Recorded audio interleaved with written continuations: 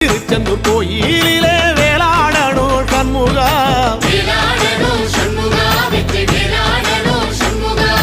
பிள்ளை ஆண்டான் பிள்ளை என வரம் கொடுக்கணும் சண்முகா,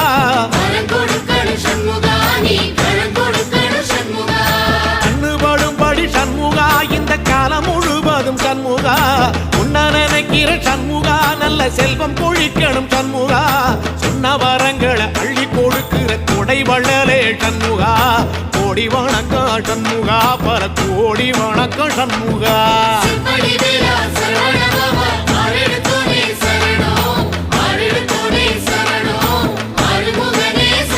ஐயா மருதமர சத்தியமாகும் அறுபடைய சண்முகா,